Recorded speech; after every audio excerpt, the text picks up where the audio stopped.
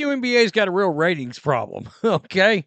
Um, the ratings came out for the Indiana Fever without Caitlin Clark game. I saw some people actually trying to spin this as a positive, and I was like, they're light 235,000 viewers. The WNBA's fairytale just got hit with a wrecking ball. The league that was celebrating record-breaking everything just a few weeks ago is now staring at half-empty arenas, tanking TV ratings, and a brutal truth they can't spin away. What happened? Caitlin Clark stopped playing, and the numbers, they didn't dip. They nosedived off a cliff. Let's get one thing straight right off the bat. This isn't just about basketball anymore. This is about survival.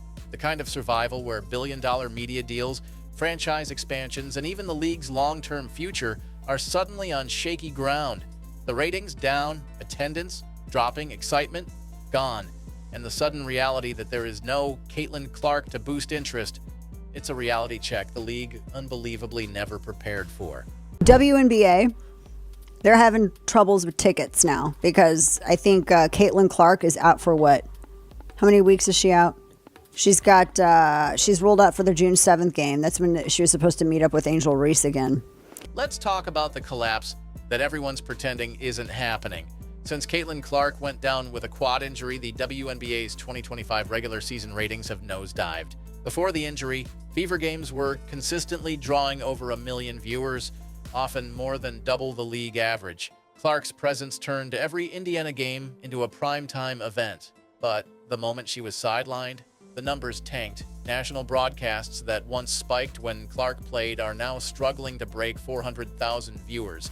That's not just a drop, it's a crater. And it's not just TV. Attendance has slumped in cities that once sold out just to see her. Social media engagement has quieted. Merchandise sales down. The so-called momentum the league bragged about all spring is stalling fast. Why? Because the engine that was driving it all is sitting on the bench. Let's not sugarcoat it. This wasn't growth. It was gravity-defying hype orbiting around one player. And now, without Caitlin Clark, that orbit is collapsing. Can we be clear about this? If Caitlin Clark were not in the WNBA, we would not be talking about the WNBA. She is the only ticket draw in the WNBA.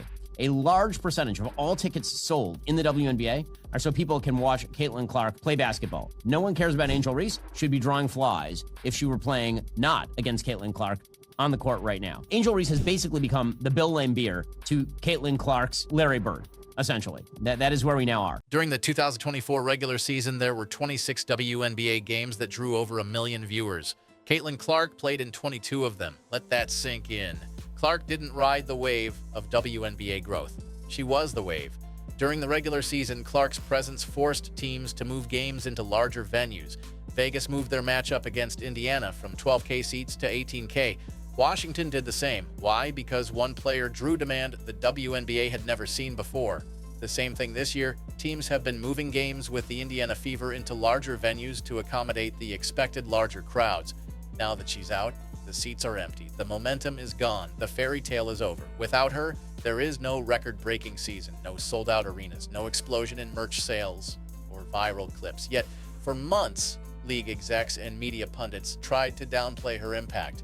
The league was already growing. They insisted she's just part of a bigger trend. Really? Then why does everything collapse the moment she's not on the court? She came into the league last year with no break whatsoever between the college game and the pro game and did her thing.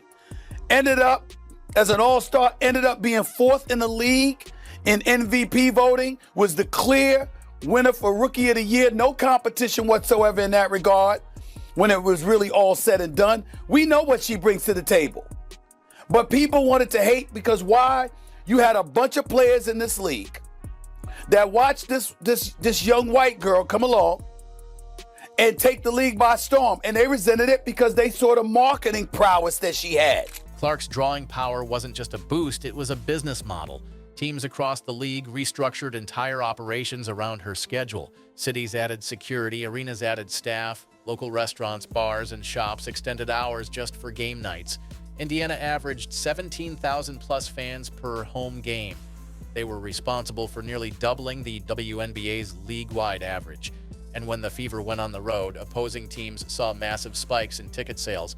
Now, everything's cooling fast. For example, Clark was supposed to face Angel Reese and the Chicago Sky on June 7th. That game was tracking as a sellout until Clark was ruled out with injury. Suddenly, ticket sales fell off a cliff. The economic ripple effect is real, and the drop-off is devastating. Caitlin Clark effect is alive and well, but unfortunately for the WNBA, she's now out for a minimum of 2 weeks before she gets reevaluated. So they might not see numbers like this for quite some time.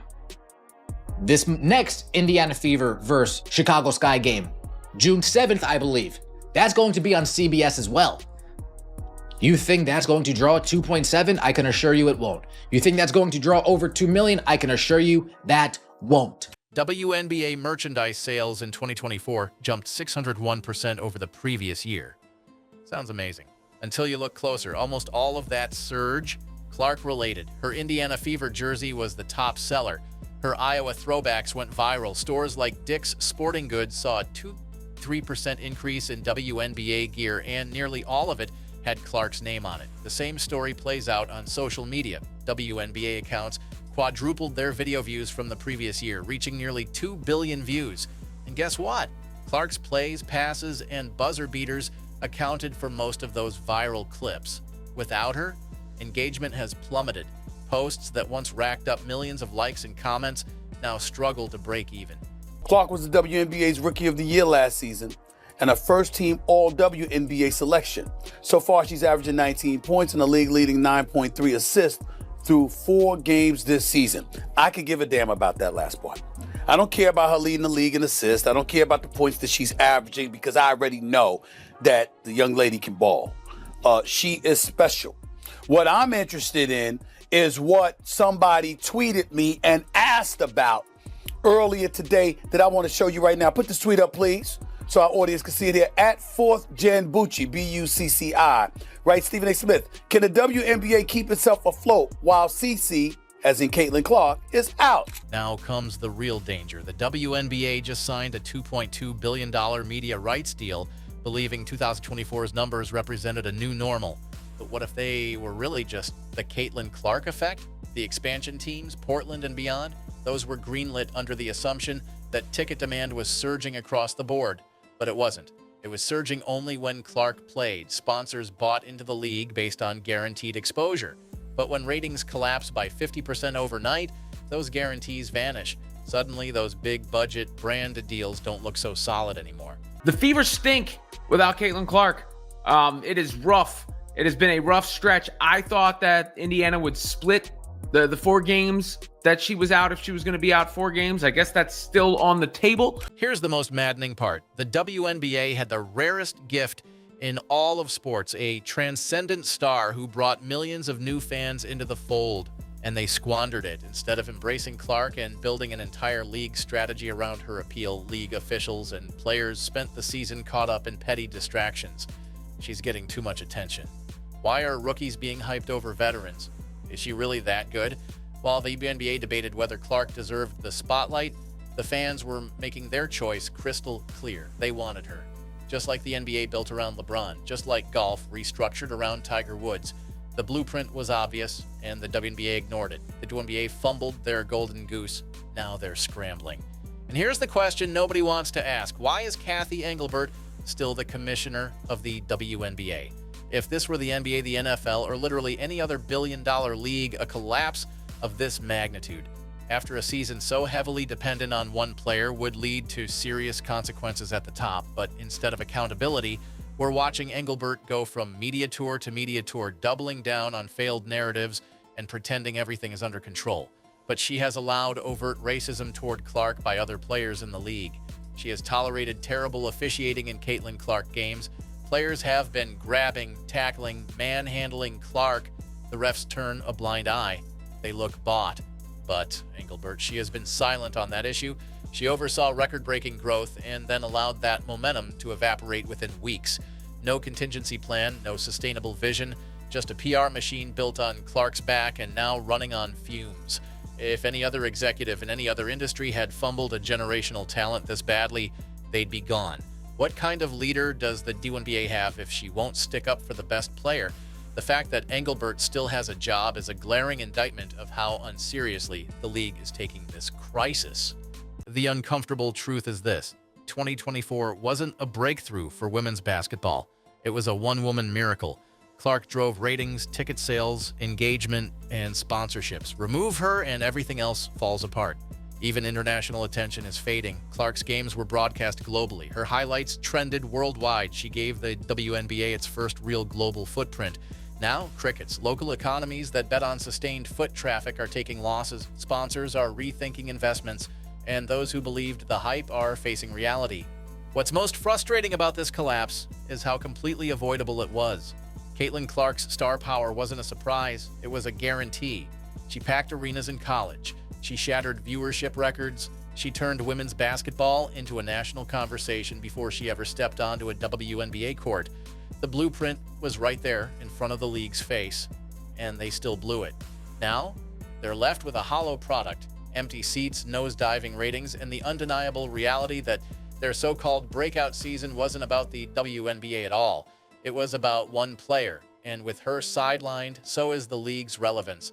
Can the WNBA rebound from this? Maybe, but only if they stop gaslighting fans, start telling the truth, and hold someone accountable for this disaster. The clock is ticking, and if they keep pretending everything's fine, the league will miss its golden era before it ever really began.